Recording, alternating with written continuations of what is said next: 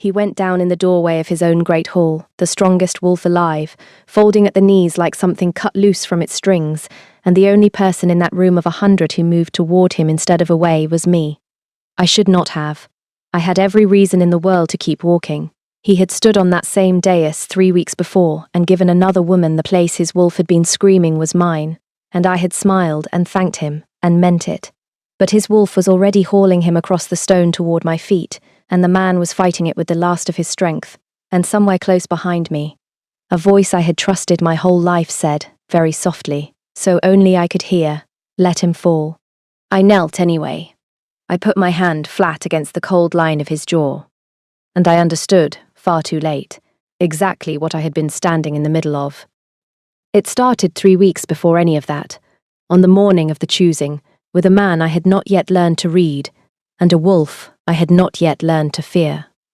My name is Wren, and on that morning I was 24 years old, 2 years past the age the pack law calls a woman grown, and I had spent 6 of those years grinding willow bark in the still room of the Iron Fortress because it was the one room in that whole cold castle where nobody important ever came looking for me. That was the entire shape of my ambition. To be unlooked for. I had learned early that the lowest rung of a pack this size is the safest place to stand, and I had made myself very good at standing on it. So I want to be clear, before any of the rest of it, that I did not go to the choosing hoping to be chosen.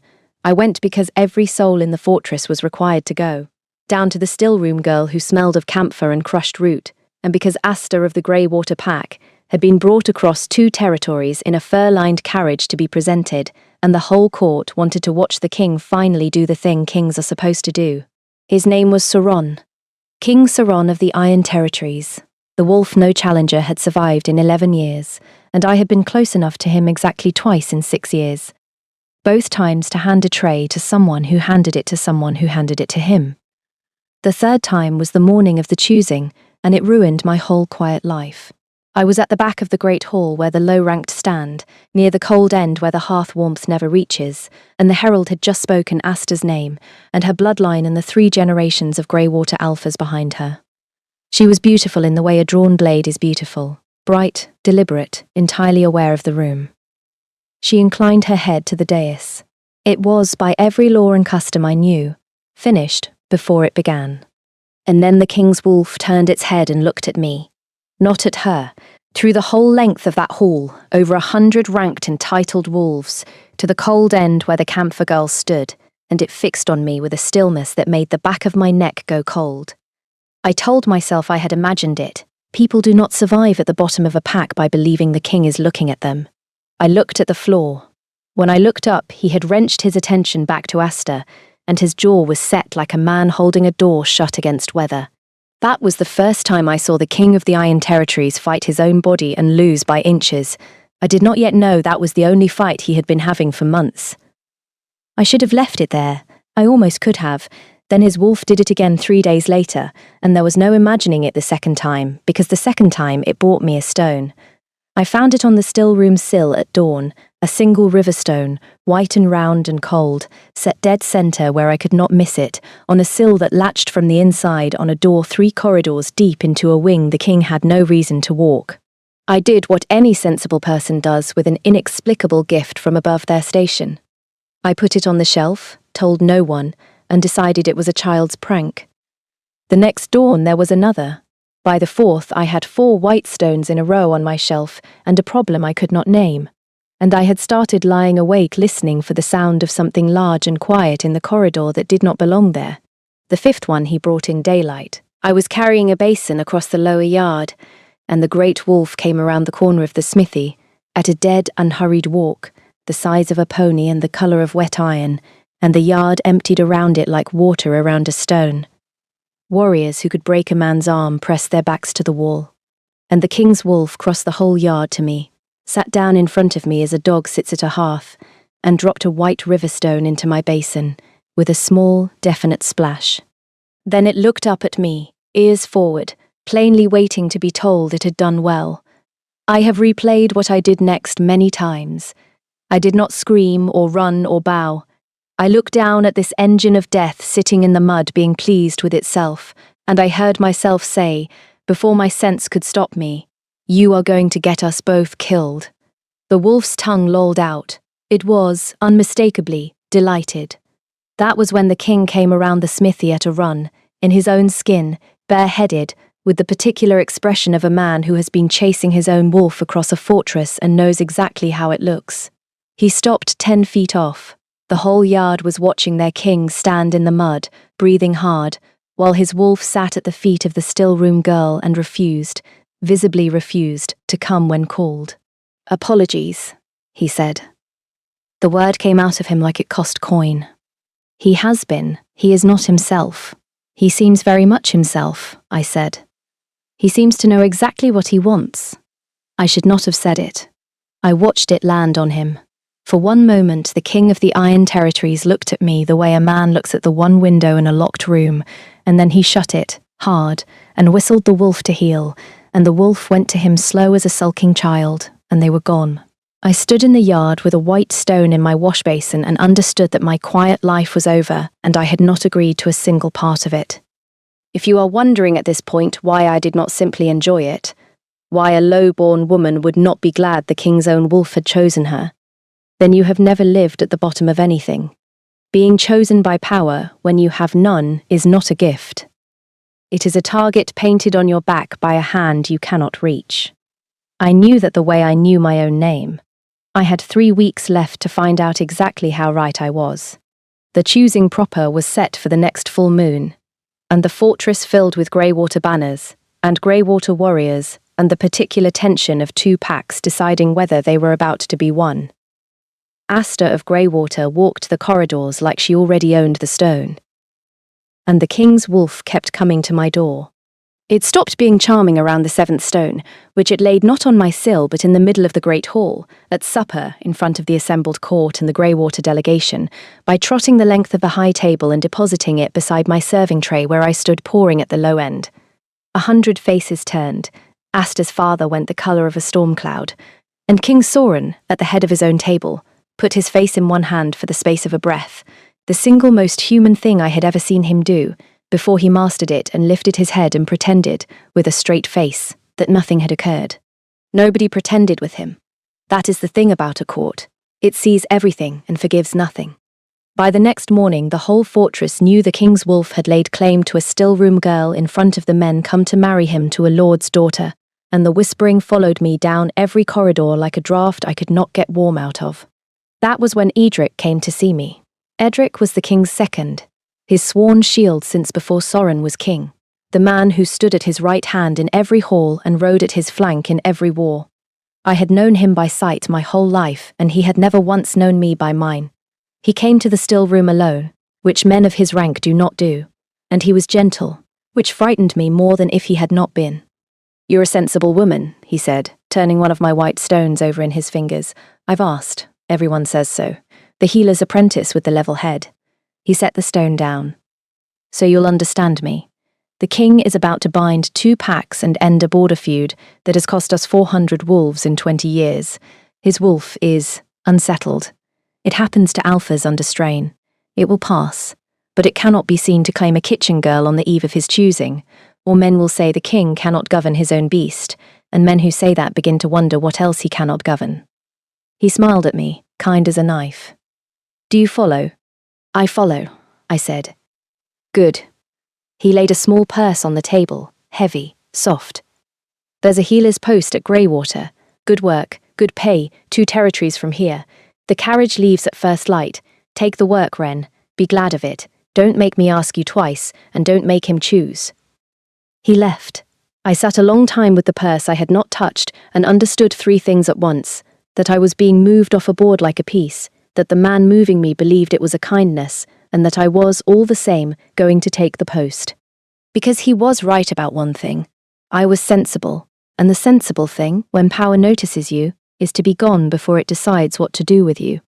I packed that night, and in the grey before dawn I went up to the great hall to do the one thing I would not skip, to thank the king and take my leave properly, in front of whatever court was awake, so that no one could ever say the still-room girl had crept out a back door like a thief.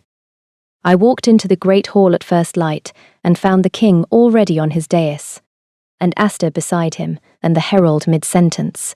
And the herald was saying her name, and the words chosen mate, and I understood I had walked into the announcement a full moon early. He had moved the choosing up, to this morning, to get it done. So I stood at the cold end of the hall, in my travelling cloak, with a borrowed purse against my hip, and I listened to the king of the Iron Territories name Lady Asta of Greywater as his chosen mate before his court. And here is the part I have had to explain to a great many people since, including eventually him. I was not going to cry. I was not going to beg.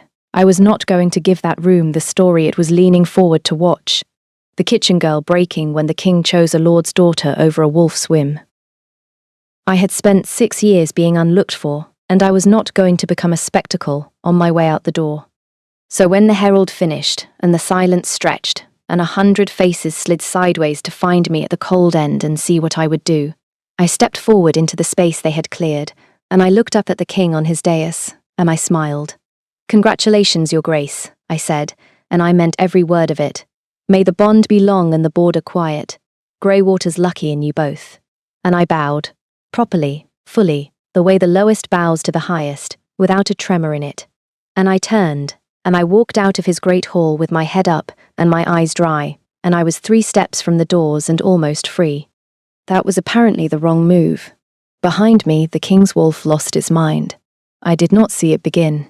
I heard it, the chair of the high seat going over backward, the crack of it on stone, and then a sound I had never heard from any wolf, a raw climbing note that was not a howl and not a word and had grief loaded into the whole length of it. The hall erupted. I turned in the doorway and saw the king halfway out of his own skin, half shifted at the shoulders in the middle of his court, which is a thing that is not done, which is the mark of an alpha losing the inside fight, and his wolf was trying to come to me through the body of the man, and the man was on his knees holding it back by main force, and his face, I will not forget his face. He looked at me across that whole ruined hall like I was a door closing on the last warmth in the world, and he could not stop it, and he could not follow me through it. "Go," he said, to me, horse half-shifted, on his knees in front of his entire court. "Ren, go, now, please." So I went, because he had asked me to, and because the look on his face had told me, in a language I did not yet have the key to, that staying would cost him something I could not yet measure. I rode for Greywater at first light, exactly as Edric had arranged. I told myself it was over. If you have stayed with me this far, if you want to know why a king would shatter in his own hall over a woman he had just given away with his own mouth, and what I found at Greywater that turned me around on that road and brought me back to a fortress I had every reason to flee, then stay close now, and follow this story to the end, because the next part is the part I did not understand until it was nearly too late, and I would not have you lose the thread. Greywater was where the whole thing turned over. I did not make it there. I made it as far as the way station at the Territory line, a half day out, where the carriage stopped to change horses, and where Lady Asta of Greywater was waiting for me, alone, having ridden ahead through the night. I want you to understand what I expected. I expected the chosen mate to have come to finish what Edric started, to make sure the still-room girl kept going and never came back. I had braced for it the whole grey morning. What I got instead was Asta of Greywater pouring me a cup of waystation wine with her own hands and saying, without any preamble at all, "He didn't choose me to spite you. He chose me because I'm the only person in 2 territories his enemy can't kill, and he needed the wolf's choice pointed somewhere safe. You were the choice, Ren. You've always been the choice. That's exactly the problem." I set the cup down. "Say that again." So she did, and she kept going, and by the bottom of that cup, I had the shape of the thing I had been standing inside of for 3 weeks without seeing one wall of it. There was a pact, old as the border feud, sworn in blood between the Iron Line and a thing in the Eastern Dark that the Greywater Alphas had spent 3 generations keeping leashed. And the price of the leash, the term written into it 100 years before either of us was born, was that the Iron King's fated mate would die the night the bond was sealed. Not could, would. The old magic took her in payment for the peace, and it had taken 3 Iron Lunas already, and that was the real reason the Iron Territories had not had a queen in 3 generations, and the real reason its kings went cold and alone into the dark.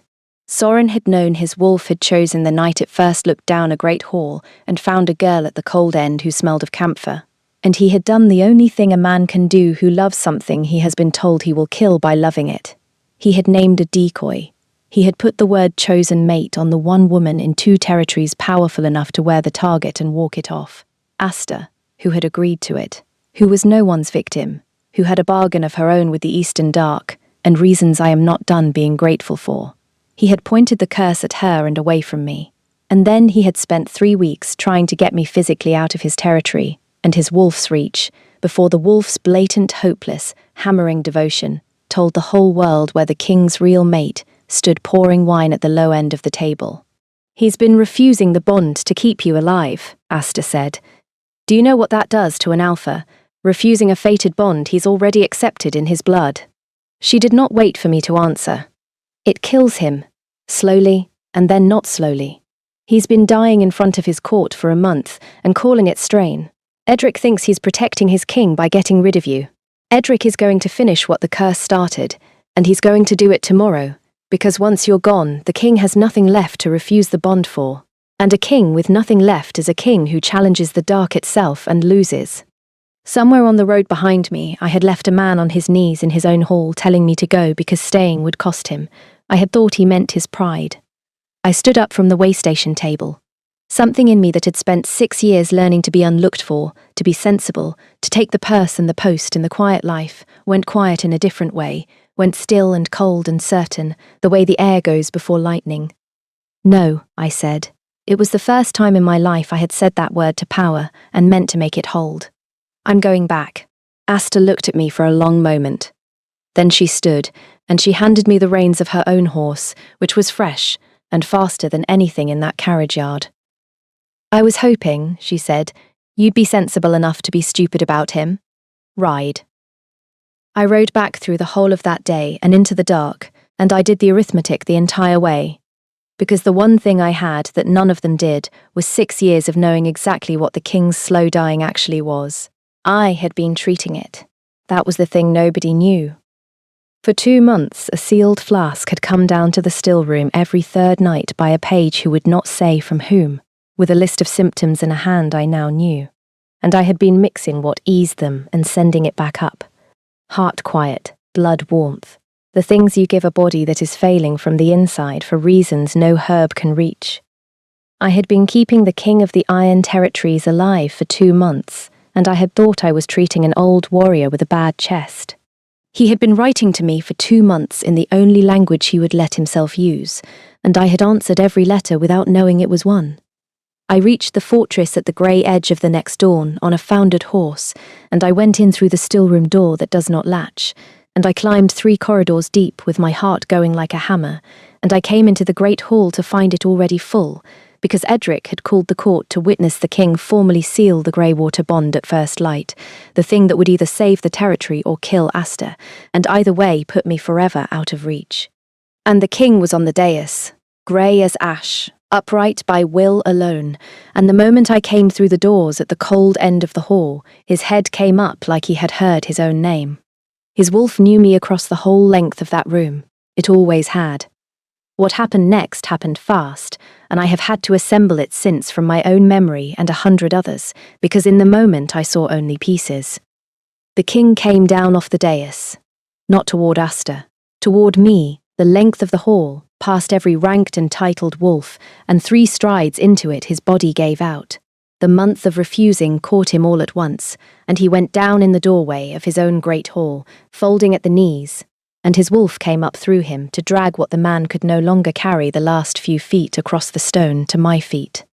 And Edric, at the king's right hand where he had always stood, drew his blade and stepped in behind his fallen king, and said softly, so that only I, kneeling, could hear it, "Let him fall." He meant to take the king's life in the confusion and the curse's name, with the one witness who could undo his story already halfway out the eastern road. He had not counted on the road turning around. I knelt, and I put my hand flat against the cold line of Soren's jaw, and his eyes found mine, and there was nothing of the king left in them, only the man, and under the man the wolf, and all 3 of them were asking me the same single question. I had walked out of this hall once with my head up because I would not be a spectacle. I stayed in it now for exactly the same reason. Let them all watch. I accept, I said, out loud, in front of the whole court, with Edric's blade a foot from his king's spine. Whatever it costs, I accept the bond. I felt it take hold of me the way Asta said it would. Not warmth, not light, but cold, a flooding supernatural cold that drove up through the stone and into my knees and my wrists and the marrow of me, the eastern dark arriving to collect what it had been promised 3 generations running. It wanted a mate to pay the price. It found me kneeling there with my hand open to it, and my whole will set against it, like a shield over the man on the floor, and it tried to close my lungs and freeze my blood, and take me the way it had taken 3 women before me. And I held. I do not entirely know how.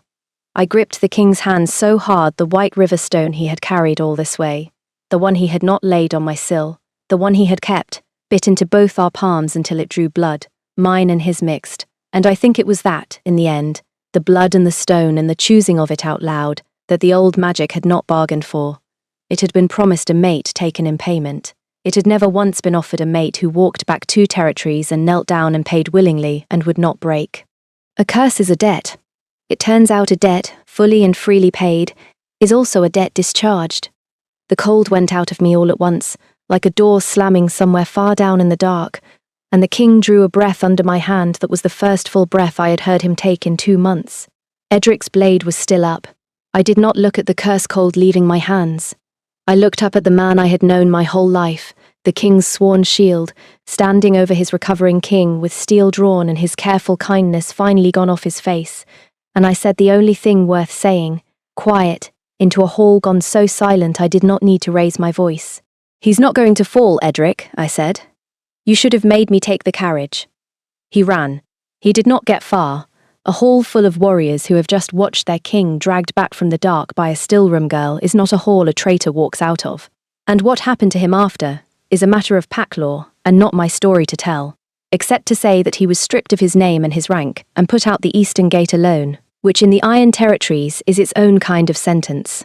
The king got his feet under him with my shoulder beneath his arm, the strongest wolf alive leaning on the smallest woman in his court, and neither of us cared in the least how it looked. He turned us both to face the hall. He was grey still and shaking, and he had just been hauled off the floor in front of every soul who feared him, and he stood there in the wreckage of his own dignity and did not reach for a single shred of it. "This is Wren," he said. His voice was wrecked, and it carried anyway. "My mate, chosen by my wolf before I had the courage to choose her with my own mouth. I gave her away in this hall to keep her alive, and she came back to keep me the same way." He looked down at me, and the look was the locked room window thrown fully open at last, and he did not shut it this time. "I am told I am not as cold as I think I am," he said, "only to me dry as old wine. I am beginning to believe it." He kissed me then, once, in front of the entire court, and I will not describe it except to say that something I had kept shut for 6 years to stay safe came open in me all at once, and I let it, and for the first time in my life I did not count the cost of being seen. The court did not cheer. It did something better. It knelt. The whole hall, rank by rank, down to the floor, the way a pack kneels to a Luna it has decided is real. The last to kneel, from the high end where she had been standing this whole time with her arms folded and a small wicked satisfaction on her face, was Asta of Greywater, who bent her proud neck to a still-room girl, and as she came up, mouthed the word sensible at me like an accusation. I want to tell you it was all warmth after that, and most of it was. But the fallout was real, the way the prompt of every honest life is. A king who bends pack law in his own hall makes himself a question other alphas come to ask in person. We spent the better part of a year answering, sometimes with words and twice with blood, and the border with the East stayed a thing we slept lightly over. Power that bends does not bend for free. We paid it. We are still paying it.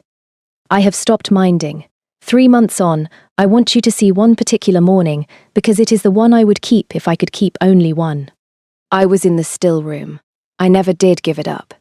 A Luna who cannot mix a fever draft is no use to anyone, and besides, it is the warmest room in the fortress and I had earned it. And the door that does not latch swung open the way it always does, and the king of the Iron Territories came in carrying a basin of water with both hands, like a man on an errand of great importance. His wolf came in behind him and sat down at my hearth as it had decided. 3 months and a lifetime ago was its right. He set the basin on my table. And then, with the particular gravity of a man who has rehearsed a thing in private and is determined to do it correctly, King Sauron reached into the basin and drew out a single white river stone, wet and round and cold, and he set it into my open palm with his own hand, and closed my fingers over it, and looked at me as if he had handed me his entire kingdom and considered it a fair trade. I let him do it for 2 months, he said. It seemed safer than doing it myself. A breath. The dry thing his mouth does now, that I am the only one who gets to see. It was not safer, it was only slower. I am done being slow. I looked at the stone in my hand, the 6th one or the 100th, I had stopped counting, and I thought about the girl who had spent 6 years learning to be unlooked for, and how thoroughly she had failed at the one thing she was best at, and how glad I was. You know, I said, you could have just told me. I know. He had the grace to look caught. I am told I am not as cold as I think I am. You're not, I said. You never were. Your wolf knew it before either of us. It's the only one of the 3 of you that was ever any good at this. At my hearth, the wolf thumped its tail once against the warm stone, smug as a thing that has been right all along and intends never to let anyone forget it. A letter came that same week, from the Greywater post I never took, in a healer's careful hand, the woman who had filled the place that had been arranged for me, writing to thank the Luna of the Iron Territories for a flask of heart quiet she'd not known she would need. I keep it on the shelf with the stones. It is the closest thing I have to a record of the quiet life I did not get to live, and I find I do not miss that life at all. I had it so completely planned. I was going to be unlooked for. I was going to be sensible. I am still working out which of those I am gladder to have lost. So I'll leave you with the question I have never been able to settle, even now, even with him asleep down the corridor with his wolf across the foot of the bed where no king's wolf is supposed to lie. When he gave me away in that hall, when he stood on that dais and named another woman to send the dark off my scent, was he being noble, sparing me a death I never agreed to risk, or was he being a coward about the one thing he was brave about everywhere else and dressing it up as protection? I have my answer. I am not sure it is the right one. Tell me yours. Tell me whether you'd have ridden back from that way station or kept going, because I still meet people who swear they'd have kept going, and I have never once believed a single one of them. And if you want to know what the Eastern Dark does next, now that it has been paid in full and cheated of its price for the first time in 100 years, because a debt discharged is not the same as an enemy gone, then comment the wolf, and stay close, and I will tell you what came to the gate the following winter, and what his wolf did the night it arrived. I was not going to cry, I was not going to beg, I just left, with my head up, the way I'd planned.